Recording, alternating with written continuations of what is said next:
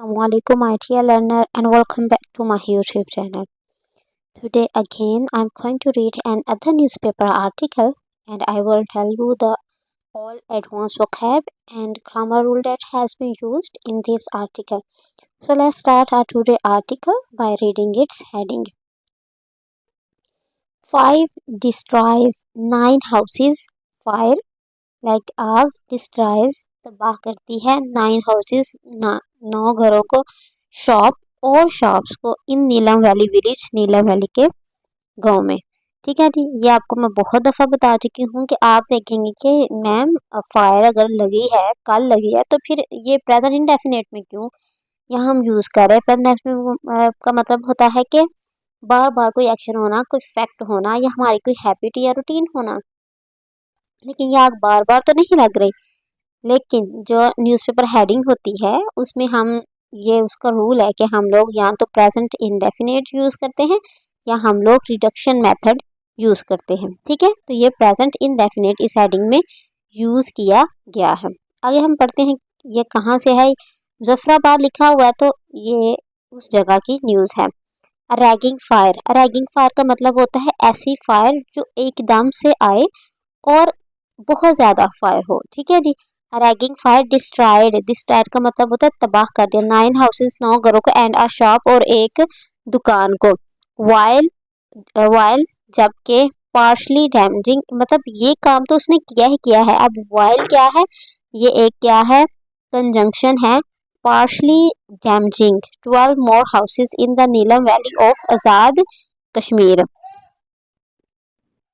ठीक है जी, अब हम इसका मतलब फुल पैराग्राफ का मीनिंग देखते हैं कि एक अचानक जो आग है उभरी और उसने तबाह कर दिया 9 घरों को और एक शॉप और एक जो थी वहाँ दुकान को। जबकि 12 मोर जो और 12 मोर मज़ीद जो घर थे नीलम वैली में उनको पार्शली नुकसान पहुँचाया इस आग ने। ठीक है जी, वाइल जबकि पार्शली डैमेजिंग नुकसान पहुंचाते हुए 12 more houses in the Neelam valley. अब इसकी पार्सिंग करते हैं भाई इस सेंटेंस में क्या है। उर्दू तो हमने इसकी बना ली है, लेकिन ये लिखा कैसे क्या है, कैसे किस टेंस में लिखा गया है। तो डिस्ट्रॉयड आप देखेंगे इसमें इज आ रहा है, वॉज और कुछ भी नहीं है, डायरेक्ट वी टू है तो हमें पता चल गया है ये कौन सा है, ये पास्ट इंडेफिनिट का सेंटेंस है। पास्ट इंडेफिनिट का सेंटेंस है तो हमने ये कह के ना उन्होंने कहा था जब ये आग लगी 12 घरों को और एक दुकान को उसने नुकसान पहुंचाया, तो इसके साथ साथ, ठीक है, जब ये काम हो रहा था इसके साथ ही ये नहीं हुआ कि 9 घरों को नुकसान हो गया और एक शॉप को नुकसान, आग बुझ गई, दोबारा से नई आग उठी और उसने दूसरों को नुकसान पहुंचाया, दूसरों घरों को, इन सबको नहीं, ऐसा नहीं है। जब ये आग लगी थी वाइल जबकि डैमेजिंग, और वाइल एक ऐसा जो हमारे पास है, ये कंजंक्शन है जिसके बाद हम लोग वर्ब की आईएनजी फॉर्म यूज़ करते हैं। ठीक है, क्योंकि वाइल हमारे पास as a conjunction as a preposition दो तरह से काम करता है। While damaging 12 more houses in the Neelam valley, जबकि 12 मोर घरों को, मज़ीद घरों को नुकसान पहुंचाते हुए नीलम वैली जम्मू कश्मीर में। ऑफिशियल्स कंफर्म्ड ऑन फ्राइडे, कहते हैं जो ऑफिशियल्स हैं जिन्होंने जो न्यूज़ दी है उन्होंने कंफर्म किया था फ्राइडे को, उन्होंने कहा जी इस तरह का वाक़या इस इलाके में हो चुका है।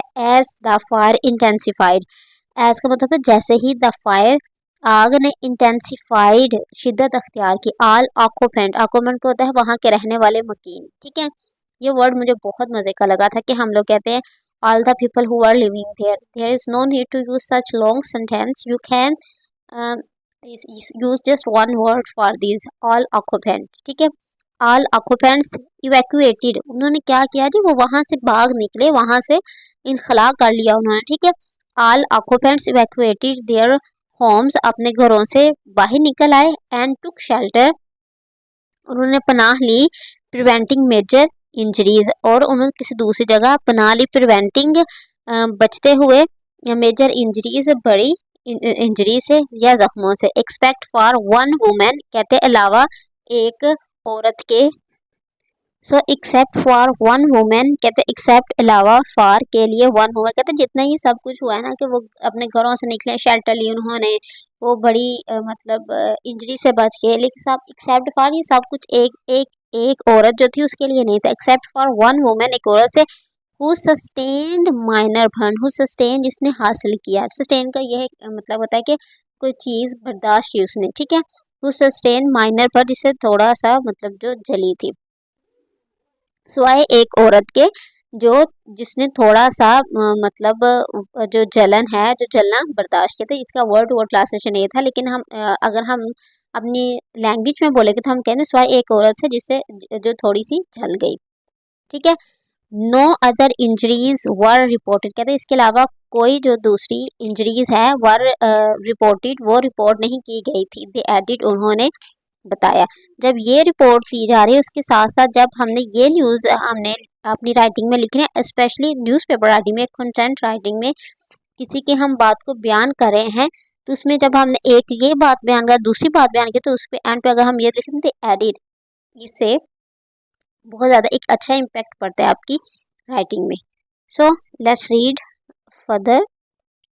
अकॉर्डिंग टू अख्तर अयूब, कहते हैं अख्तर अयूब के मुताबिक the disaster management officer for Neelum district, कहते हैं disaster management officer for Neelum district, the fire broke out. Fire broke out मतलब आग अचानक से लगी। जब आग लगती है ना कहीं, तो वो ये नहीं होता कि 1 सेकंड 5 सेकंड बाद आहिस्ता आहिस्ता बढ़े, वो अचानक से आग लगती है कहीं भाई, उसके लिए हम कहते हैं द फायर ब्रोक आउट, ठीक है। At around 2:30 AM in the Jagran Tabba village, कहते हैं ये गाँव का नाम है, उसमें अचानक से रात रात के 2:30 आग लगी। रिपोर्टेडली, रिपोर्ट के मुताबिक caused by an electrical short circuit in the 3 storey tin roofed house of Mulki Zaman. Reportedly caused वजह मतलब ये वजह बनी by an electrical short circuit, एक इलेक्ट्रिकल शॉर्ट सर्किट की वजह से।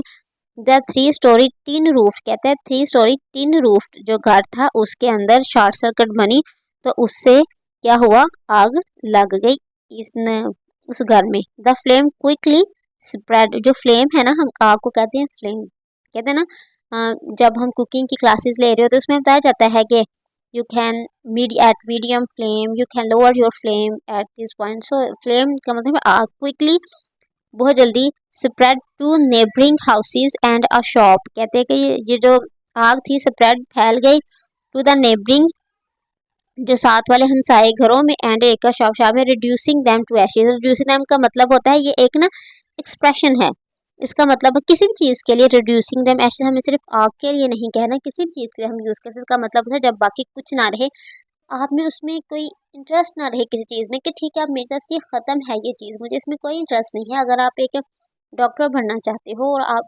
किसी तरीके MCAT अपना क्लियर नहीं कर सकते, तो आप कहेंगे कि नहीं ये अब मुझे अब इसमें इंटरेस्ट ही नहीं है, मेरी तरफ से ये ख़त्म है, अब मैंने कुछ और फील्ड करना है, तो आप उसके लिए भी रिड्यूसिंग दैम टू एशेज कह सकते हैं। रिड्यूसिंग दैम टू एशेज का मतलब होता है कि किसी चीज़ को रिड्यूसिंग तब्दील करते हुए उनको टू द एशेज, एशेज में, ठीक है।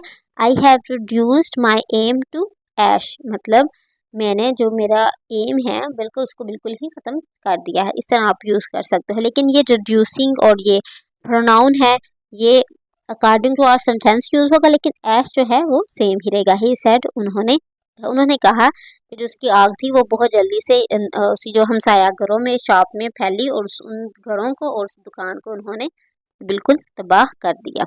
He said the district administration जो था, police and volunteer from the district disaster management authority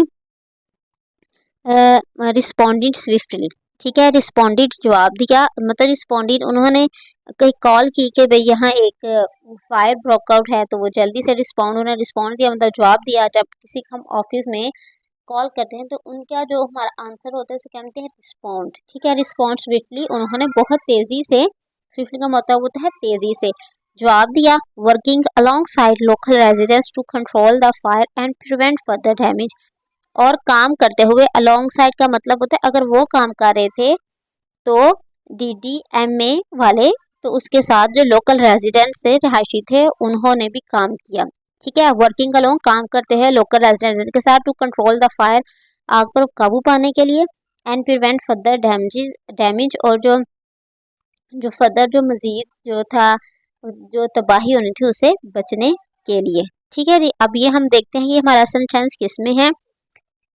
जो द डिस्ट्रिक्ट मैनेजर ऑफिसर उन्होंने कहा था and volunteer from the district manager responded swiftly. उन्होंने कहा कि ये जो चारों लोग थे उन्होंने बहुत रिस्पॉन्डेड कर से हमें पता चल रहा है कि पास्ट इंडेफिनिट का सेंस है। उन्होंने जवाब दिया तेज़ी से। वर्किंग अलोंग अगर ये है तो हमें पता चल गया है ये हमारे पास किसका सेंटेंस है, ये हमारे पास प्रेजेंट पार्टिसिपल का सेंटेंस है। Working along side the local resident के साथ काम करते हुए कंट्रोल करने के लिए फायर को और prevent the further damages further जो मजीद नुकसान से बचने के लिए उन्होंने कहा कि ये जो तमाम जो लोग थे उन्होंने बहुत तेज़ी से एक्शन दिया। सो ये था आज का हमारा आर्टिकल। आई होप कि आपके बेनिफिशियल होगा। Please like and subscribe my channel. Thank you for